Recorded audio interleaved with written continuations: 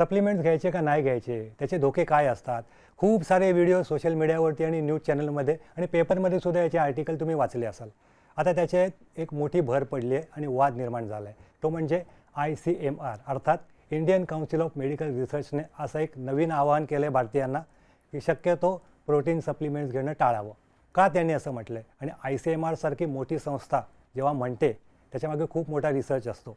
आता अर्थातच आपण सगळे थोडे घाबरले असू, कारण खूप लोक प्रोटीन सप्लिमेंट घेतात, अगदी मी सुद्धा घेतो. अनेकांना काही साईड इफेक्ट झालेही नाही आहेत.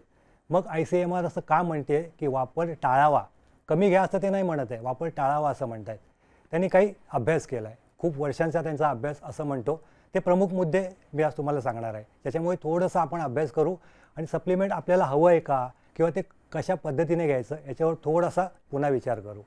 नंबर 1चा मुद्दा, खूप वर्षापासून जर का तुम्ही सप्लिमेंट घेत असाल, उदाहरणार्थ मी स्वतःचं सांगेन, 25 वर्ष मी बॉडी बिल्डिंग करतो आहे, त्याच्यात 20 वर्ष तरी मी सप्लिमेंट्स घेतो आहे. अर्थात एवढ्या लॉंगर पिरियडसाठी जर तुम्ही सप्लिमेंट घेत असाल, भले ती प्रमाणात असतील, चांगल्या क्वालिटीची असतील, तुमच्या बोनमधून जे मिनरल्स असतात त्याचं ते नैसर्गिक प्रमाण निर्माण होण्याचं कमी करू शकतात आणि हे धोकादायक आहे असं त्यांचं म्हणणं आहे. खूप कॉम्प्लिकेशन त्याच्यातून निर्माण होऊ शकतात. आणि अर्थातच मित्रांनो, तुम्ही कितीही मजबूत असाल, अगदी पिळदार शरीरयष्टी असेल, बोन डेन्सिटी जर का कमी असेल, तुमची हाडच मजबूत नसतील, तर मग काय फायदा. दुसरं त्यांचं असं परीक्षण आहे की तुमचं लिव्हर हे अशा तऱ्हेचे प्रोसेस प्रोटीन पचवायसाठी बनलंच नाही आहे. अर्थात सप्लिमेंटची जेव्हा उगम झालेला तेव्हा असं त्याच्या मागचं कारण होतं की खूप व्यायाम करणाऱ्यांना त्यांचा डाएट कमी पडतो किंवा डाएट कॅरी करायला अनेकांना त्रास होतो. तुम्हालाही असेल तसं, तुम्ही तुमच्यातले काही जण कॉलेजमध्ये असाल तर कुठे घेऊन फिरणार वर्गात डबा, किंवा काही लोक काम करतात, दिवसभर 12 तास बाहेर असतात, चिकन असेल, फिश असेल, अंडी असेल, कॅरी करणं शक्य नसतं. त्याला एक 90च्या दशकापासून एक चांगला पर्याय होता सप्लिमेंटचा.